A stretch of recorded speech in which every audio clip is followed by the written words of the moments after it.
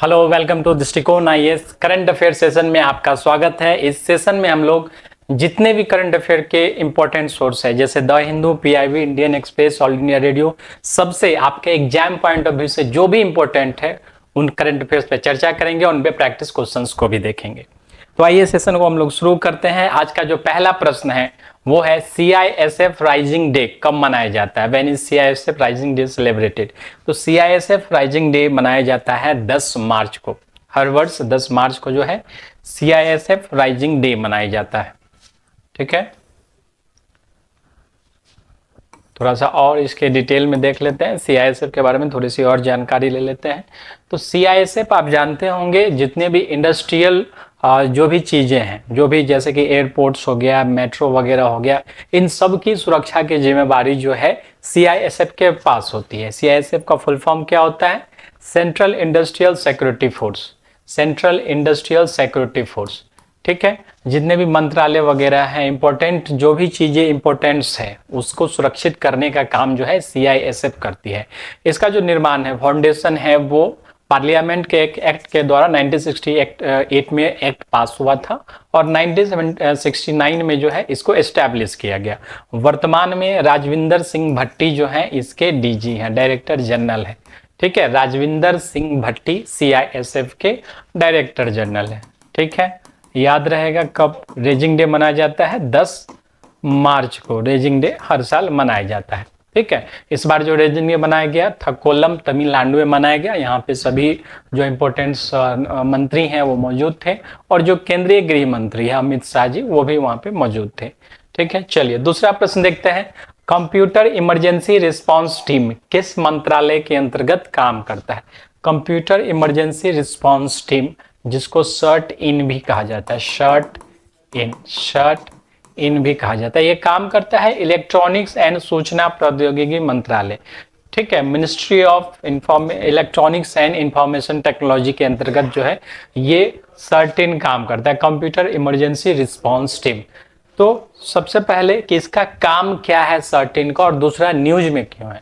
तो पहला काम जो है, देखिए अभी के टाइम में जो है वार का मॉडल्स बदल रहा है, यानी कि अत्याधुनिक लेवल्स के वार हो रहे हैं जिसमें सबसे ज़्यादा जो है साइबर वार भी होता है। ठीक है, कई बार साइबर अटैक किए जाते हैं। आप लोगों ने कई बार देखा होगा कि किसी मिनिस्ट्री का वेबसाइट ही हैक कर लिया, उसके जगह जो है दूसरा पेज लगा दिया जाता है और अक्सर ऐसा होता है। तो इन सब साइबर अटैक से बचने के लिए जो है शर्ट इन काम करता है। ठीक है, शर्ट इन नाम की संस्था जो है काम करती है। किस मंत्रालय के अंतर्गत काम करती है? तो ministry of information and IT, ministry of electronics and information technology, इसको माईटी के नाम से भी जाना जाता है। वर्तमान में कौन है केंद्रीय मंत्री इसके? अश्विनी वैष्णव। ठीक है, अश्विनी वैष्णव साहब जो हैं कौन है अभी इसके मंत्री है, माईटी मंत्री है। ठीक है, ministry of electronics and IT है। ठीक है, अब न्यूज में क्यों है? तो इसने अभी रिसेंटली वुमेन्स डे, जो इंटरनेशनल वुमेन्स डे सेलिब्रेट किया गया है 8 मार्च को, उस अवसर पे साइबर सिक्योरिटी हैंडबुक फॉर महिला सुरक्षा बुकलेट जो है लॉन्च किया है शर्ट इन ने। ये बुक इसमें क्या है इस हैंडबुक में? तो अभी के टाइम में सबसे ज़्यादा सुरक्षा करने जो है महिलाओं की सुरक्षा ज़्यादा प्रायोरिटी है, क्योंकि अभी सोशल मीडियाज वगैरह पे जो है लोग अपनी पिक्चर्स अपलोड कर देते हैं और अभी एआई वगैरह का ज़माना है, काफ़ी सारे डिफेक्ट्स टेक्नोलॉजी आ गई है जिसके कारण उनकी सुरक्षा जो है एक बड़ी जवाबदेही बन गई है। इस कारण से एक हैंडबुक रिलीज किया गया है सर्टिन के द्वारा कि जो किस तरह से जो है आप अपने अकाउंट्स को प्रोटेक्ट कर सकते हैं, क्या करना चाहिए क्या नहीं करना चाहिए, उन सब के बारे में इस हैंडबुक में जिक्र दिया गया है। साइबर सिक्योरिटी हैंडबुक फॉर महिला सुरक्षा। ठीक है, किस संस्था के द्वारा दिया गया है? शर्ट इन के द्वारा, शर्ट इन संस्था के द्वारा। शर्ट इन किसके अंतर्गत काम करता है? माईटी के अंतर्गत। माईटी के वर्तमान मंत्री कौन है? अश्विनी वैष्णव। ठीक है, चलिए नेक्स्ट न्यूज की तरफ हम लोग बढ़ते हैं। तीसरा है माधव टाइगर रिजर्व को कौन सा टाइगर सेंचुरी घोषित किया गया है? ठीक है, Madhav tiger reserve has been declared as which tiger sanctuary? तो ये 58वां जो है 58 टाइगर रिजर्व जो है घोषित किया गया है। 58 टाइगर रिजर्व है। अब माधव टाइगर रिजर्व है कहाँ पे? तो ये मध्य प्रदेश में है। ठीक है, माधव टाइगर रिजर्व कहाँ पे है, तो मध्य प्रदेश में स्थित है और भारत का 58वां 58 टाइगर रिजर्व जो है घोषित किया गया है। अगर राज्य की बात करें तो मध्य प्रदेश का ये 9वां है। ठीक है, तो अगर आपको मध्य प्रदेश का पूछा जाए कि मध्य प्रदेश का कौन सा जो है ये टाइगर रिजर्व है, तो 9वां है। और इंडिया का कौन सा है, तो 58 पोजीशन पे ये आता है। अभी रिसेंटली इसको टाइगर रिजर्व की घोषणा की गई है, टाइगर रिजर्व इसको बनाया गया है। ठीक है, किसने इसकी घोषणा की है, तो यूनियन इन्वायरमेंट मिनिस्टर, जो पर्यावरण मंत्री हैं अभी, भूपेंद्र यादव। ठीक है, भूपेंद्र यादव जी अभी वर्तमान में पर्यावरण मंत्री हैं और उसने जो है घोषित किया है, भूपेंद्र यादव, इन्होंने जो है घोषित किया है माधव टाइगर रिजर्व को। ठीक है, कहाँ पे है लोकेटेड, ओरिजिनल लोकेशन कहाँ पे है, शिवपुरी डिस्ट्रिक्ट में है, चंबल रीजन में पड़ता है। ठीक है, मध्य प्रदेश के अंतर्गत शिवपुरी डिस्ट्रिक्ट है, चंबल रीजन है, वहीं पे ये माधव टाइगर रिजर्व जो है लोकेटेड है। ठीक है, चलिए, भारत का 58वां और मध्य प्रदेश का 9वां है। अगर हम पूरा का पूरा टाइगर कंजर्वेशन का जर्नी एक बार देखें तो 1969 में जो है जितने भी वाइल्ड कैट्स थे, ठीक है, यानी कि जो टाइगर है, लियोपार्ड है, उन सभी प्रजाति के स्किन्स पे, यानी जो चमड़ा होता है उसके एक्सपोर्ट पे बैन लगा दिया गया 1969 में। आगे आके 1972 में जो है वाइल्ड लाइफ प्रोटेक्शन एक्ट जो है अस्तित्व में आया और उससे कई सारी संस्थाएं बनाई गई, जैसे जिसमें टाइगर कंजर्वेशन के लिए भी शामिल है, एलिफेंट कंजर्वेशन के लिए भी शामिल है, डॉल्फिन कंजर्वेशन के लिए भी शामिल है।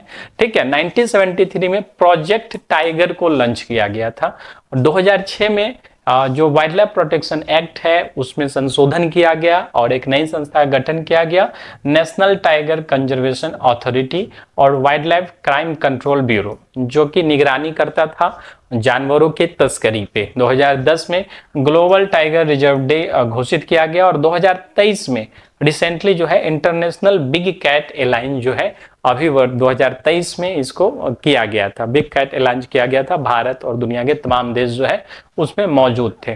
ठीक है, चलिए अगला प्रश्न देखते हैं हम लोग। नेक्स्ट है, हाल ही में Patanjali mega food and herbal park का उद्घाटन कहाँ किया गया, where was the Patanjali mega food and herbal park recently inaugurated, तो अभी वर्तमान में जो है कहाँ पे किया गया है, नागपुर में इसका उद्घाटन किया गया है। ठीक है, किसका, Patanjali mega food and herbal park का जो उद्घाटन है वो नागपुर में किया गया है। ठीक है, नागपुर में जो है इसके साथ ही, इस मेगा फूड पार्क के साथ ही एशिया का सबसे बड़ा ऑरेंज प्रोसेसर भी नागपुर में ही ओपन किया गया।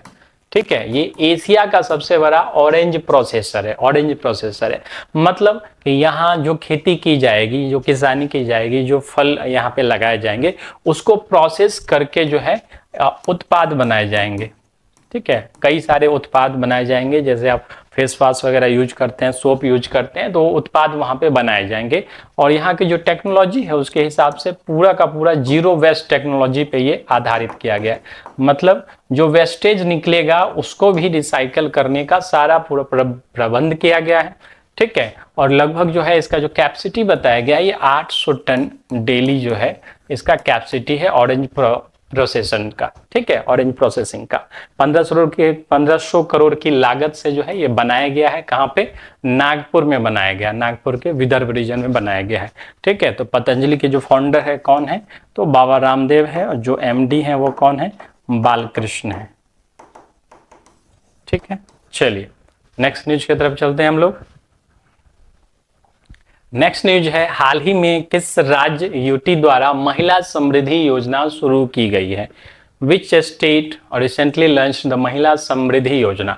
तो महिला समृद्धि योजना जो है दिल्ली सरकार के द्वारा अभी रिसेंटली लॉन्च की गई है और जो अंतर्राष्ट्रीय महिला दिवस था उस मौके पे दिल्ली की जो नई मुख्यमंत्री रेखा गुप्ता, उन्होंने जो है इसको लॉन्च किया, क्योंकि इनका एक चुनावी वादा भी था कि दिल्ली में रह रही सभी महिलाओं को 2500 रुपये मंथली मिलेंगे। ठीक है, 2500 रुपये प्रति माह दिए जाएंगे सभी महिलाओं को, लेकिन इसके लिए कुछ टर्म एंड कंडीशन भी तय किया गया है। अभी फाइनली जो है टर्म कंडीशन का रूपरेखा नहीं आया है, लेकिन सरकार के तरफ से कुछ इंगित किया गया है, जैसे कि जिनकी इनकम 3 लाख से कम होगी उन्हीं लोग को मिलेगा।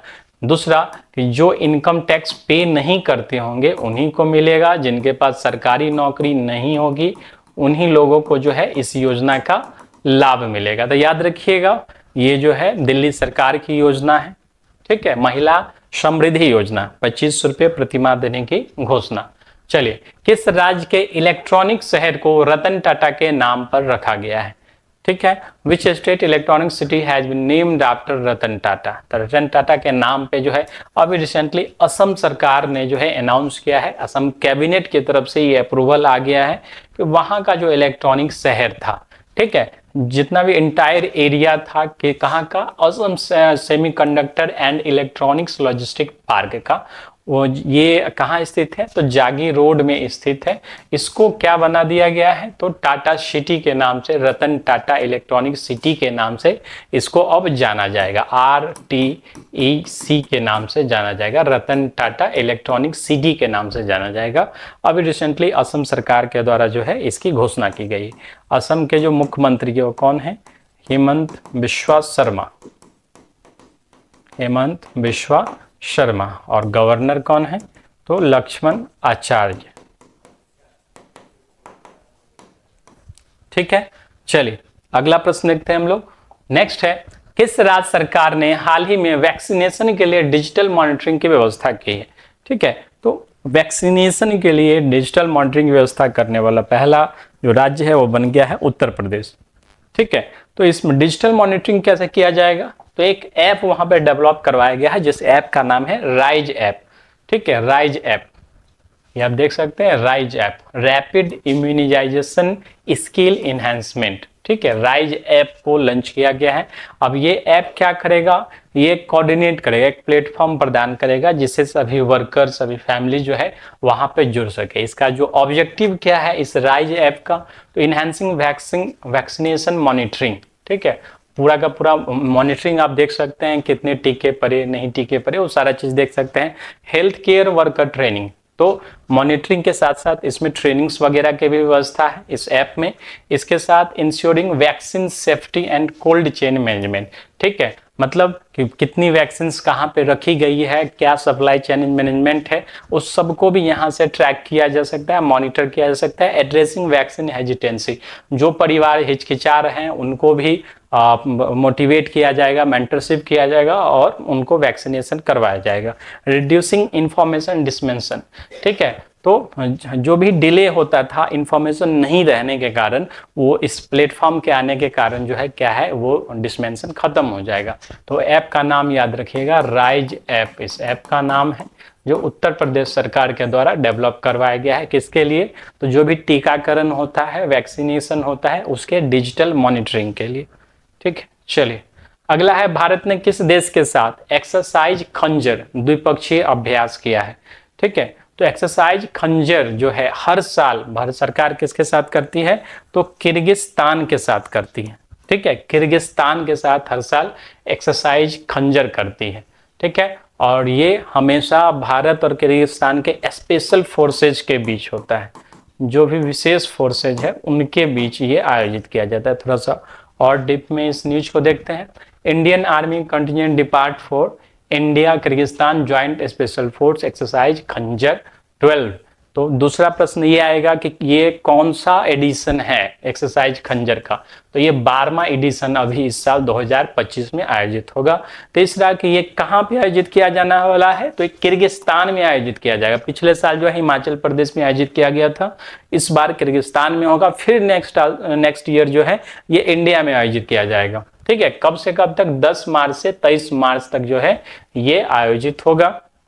इसमें भारत सरकार की तरफ से, इंडिया की तरफ से जो पैराशूट रेजिमेंट है, स्पेशल फोर्सेज है, वो सम्मिलित होंगे, और किर्गिस्तान की तरफ से किर्गिज स्कॉर्पियन ब्रिगेड है वो सम्मिलित होंगे। आप पिक्चर में देख सकते हैं इस चीज को। ठीक है, चलिए नेक्स्ट देखते हैं हम लोग। किर्गिस्तान का अगर हम मैप देखें तो देख सकते हैं ये चाइना के ठीक ऊपर है। ठीक है, चाइना के ठीक ऊपर है, तजाकिस्तान है, चाइना है, इसके ठीक ऊपर है। ठीक है, चलिए इसका जो करेंसी है वो किर्गिस्तान सोम है, प्रेसिडेंट शादिर जैपारोव है। ठीक है, कैपिटल कहाँ पे है? बिस्केक। बिस्केक जो है किर्गिस्तान का कैपिटल है। ठीक है, चलिए नेक्स्ट देखते हैं हम लोग। ट्रोपेक्स एक्सरसाइज किससे संबंधित है? तो ट्रोपेक्स एक्सरसाइज भारत का सबसे बड़ा, सबसे महत्वपूर्ण एक्सरसाइज है और ये मेनली इंडियन नेवी से संबंधित है। लगभग 3 महीने तक ये एक्सरसाइज चलता है, 3 महीने तक। ठीक है, कहाँ पे? Indian Ocean, Bay of Bengal, इस पूरे इलाके में एक्सरसाइज चलता है। ठीक है, तो 25 edition of Indian Navy capstone, क्या है इसका full form? Theatre level operational exercise, TROPEX, theatre level operational exercise TROPEX. 3 month तक चलने वाला है, जनवरी से 25 मार्च को ये कंक्लूड होगा। ठीक है, एम्फीबियस एक्सरसाइज है, इसके बहुत सारे मोड है, जैसे कि ये ज्वाइंट वर्क ऑफ फेज करेगा। ठीक है, इसके साथ जो है साइबर और इलेक्ट्रॉनिक वारफेयर भी करेगा, टैक्टिकल फेज भी इसमें होंगे। ठीक है, तो कई तरह के जो है इसमें एक्सरसाइज किए जाएंगे, मेनली इंडियन नेवी से संबंधित है। इंडियन नेवी की बात करें तो 4 दिसंबर जो है क्या है, हर साल इंडियन नेवी डे मनाया जाता है। ठीक है, 4 दिसंबर को इंडियन नेवी डे मनाया जाता है। वर्तमान में जो नेवी चीफ है, नेवल चीफ है, वो दिनेश कुमार त्रिपाठी है, नेवल चीफ है। ठीक है, इंडियन नेवी के सर्वेसर्वा है अभी के टाइम में। ठीक है, चलिए, हाल ही में भारत सरकार ने किस देश के साथ T-72 टैंक अपग्रेडेशन के लिए समझौता किया है? ठीक है, T-72 टैंक जो है भारत का एक सबसे भरोसेमंद टैंक है और इसके इंजन अपग्रेडेशन के लिए रूस के साथ समझौता किया गया है, क्योंकि उसके सारे इंजन जो है अब पुराने हो चुके हैं और जो नई टेक्नोलॉजी आ रही है, दूसरे देशों के पास जो अपग्रेडेड टैंक्स है, उसका सामना करने के लिए जो है हमारे टैंक्स को जो है इसको भी अपग्रेड कराने की आवश्यकता है। तो T-72 टैंक को अपग्रेड कराने के लिए रूस की एक कंपनी है रोसोबोर्न एक्सपोर्ट, उसके साथ समझौता किया गया है। ठीक है, रोसोबोर्न एक्सपोर्ट, उसके साथ समझौता किया गया है। तो हमारे ज़्यादातर जो हथियार है वो रूस के से ही हम लोग एक्सपोर्ट करते हैं। लगभग 80% हथियार इंडिया में जो है डिफेंस के मामले में हम रूस पे डिपेंडेंट है। हालांकि नए पार्टनर के तरफ से भी ऑफर है, यूएसए के तरफ से भी अब काफ़ी सारे ऑफर्स आ रहे हैं। जैसे रिसेंटली जो है उन्होंने F-35 का जो है ऑफर दिया था, F-35 फाइटर प्लेन का ऑफर दिया था और रूस की तरफ से Su-57 का ऑफर दिया गया, फाइटर प्लेन का ऑफर दिया गया। तो रूस काफ़ी भरोसेमंद है। अभी अमेरिका का ये हाल है कि उसका सप्लाई मैनेजमेंट जो है काफ़ी ख़राब है। हम लोग का जो तेजस का इंजन था, जो तेजस फाइटर प्लेन इंडिया द्वारा निर्मित है, इसके इंजन के लिए हम लोगों ने अमेरिका से बात किया था, जो अभी तक जो है पूरे इंजन्स की डिलीवरी नहीं दे पाया है। तो अमेरिका वैसे भी भरोसेमंद नहीं है और उसका सप्लाई मैनेजमेंट भी काफ़ी अभी ख़राब चल रहा है और रूस के तरफ से इस तरह की कोई भी डिफ़िकल्टीज नहीं है। हाँ, यूक्रेन युद्ध के कारण थोड़ा बहुत असर पड़ा है इसके डिफेंस एक्सपोर्ट पे, लेकिन भारत का और रूस का जो डिफेंस रिलेशनशिप है वो काफ़ी स्ट्रॉन्ग है, काफ़ी पुराना है। ठीक है, चलिए, हाल ही में डीआरडीओ ने अस्त्र MK3 का नाम बदलकर क्या रखा है? ठीक है, तो डीआरडीओ के द्वारा जो निर्मित किया गया है अस्त्र MK3, इसका नाम बदलकर गांडीव रखा गया है। ठीक है, गांडीव रखा गया है। महाभारत के जो अर्जुन थे, अर्जुन के धनुष का नाम था गांडीव। ठीक है, गांडीव, और काफी भयंकर उनका धनुष था। उस धनुष का सामना कोई भी नहीं कर पाता था सिवाय कर्ण के। ठीक है, तो इस नाम से ही स्पष्ट है कि ये काफ़ी ज़्यादा इम्पोर्टेंट मिसाइल रहने वाला है। इस मिसाइल की थोड़ी सी खासियत हम लोग देखें तो कैसा है, बियॉन्ड विजुअल रेंज है, एयर टू एयर मिसाइल है। ठीक है, एयर टू एयर यानी हवा से हवा में मार कर सकता है और मेनली फाइटर जो एयरक्राफ्ट है उस पर डिप्लॉय किया जाएगा, उसमें लगाया जाएगा। ठीक है, डीआरडीओ के द्वारा इसको डिजाइन किया गया, बनाया गया है। इसका जो रेंज है वो 340 किलोमीटर है। ठीक है, 340 किलोमीटर, अगर हवा से 340 किलोमीटर दूर किसी टारगेट्स को जो है नष्ट किया जा सकता है। और इसका जो है अभी रिसेंटली ये सुखोई Su-30 MKI में जो है इसको डिप्लॉय करने की संभावना है, जो अभी जो है हाल में इसको यूज किया जाएगा। ठीक है, चलिए, 340 किलोमीटर इसका रेंज है। एयरफोर्स की बात करें तो 8 अक्टूबर को क्या मनाया जाता है? Indian air force day. Indian air force day मनाया जाता है हर साल। वर्तमान में जो है अमरप्रीत सिंह क्या है? चीफ ऑफ एयर स्टाफ है। चीफ ऑफ एयर स्टाफ है अमरप्रीत सिंह। ठीक है, चलिए, नेक्स्ट है, हाल ही में किस देश की स्पेस एजेंसी ने LOX मीथेन रॉकेट इंजन का परीक्षण किया है? LOX मीथेन रॉकेट इंजन का परीक्षण किया है। तो ये एजेंसी कोई और नहीं, हमारी इसरो ही है। ठीक है, Indian Space and Research Organisation. ESA क्या हुआ? European Space Agency, European Space Agency. ठीक है, जैक्सा क्या हुआ? ये जापान की स्पेस एजेंसी है। नासा हम लोग जानते हैं ये यूनाइटेड स्टेट्स की स्पेस एजेंसी, और इसरो हमारी स्पेस एजेंसी, और इसने जो है मीथेन रॉकेट का परीक्षण किया है।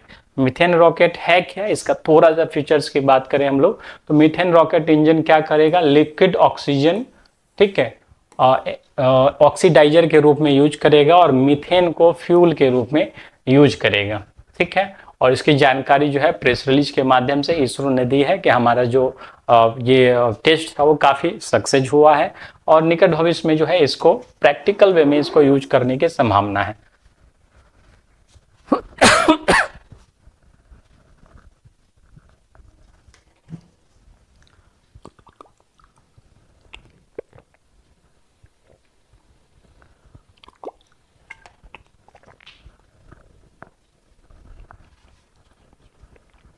वर्तमान में इसरो के चीफ कौन है? तो ये वी नारायण जो है इसरो के अभी वर्तमान में चीफ है।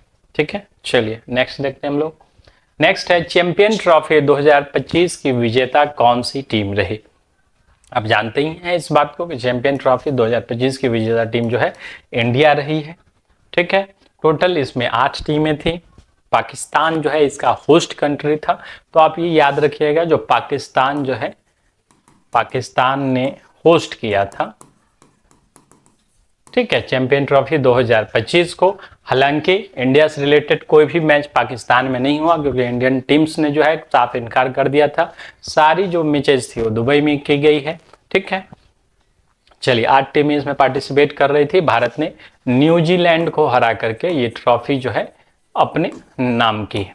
ठीक है, भारतीय कप्तान रोहित शर्मा को आप देख रहे हैं। चलिए, 5वें वुमेन कबड्डी टाइटल का आयोजन कहाँ किया गया? 5वें वुमेन कबड्डी टाइटल का आयोजन जो है ये ईरान के तेहरान में किया गया था। ठीक है, तेहरान में किया गया, और होस्ट कंट्री ईरान ही जो है ओपोनेंट में था, फिर भी इंडियन टीम्स ने जो है इस टाइटल को जीत लिया है।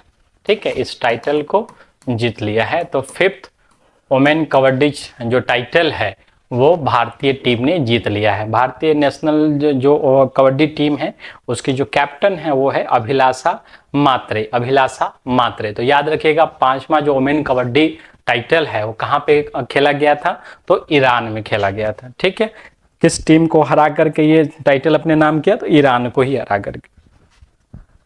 भारत की पहली महिला कौन है जिसे Ramsar award for wetland wise use मिला है? ठीक है, Ramsar award for wetland wise use. ठीक है, वेटलैंड वाइज यूज कौन है ये? तो ये है जयश्री वेंकटेशन।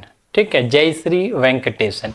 इनको जो है ये बहुत ही प्रेस्टिजियस अवार्ड है, Ramsar award for wetland wise use के लिए इनको अवार्ड दिया गया है।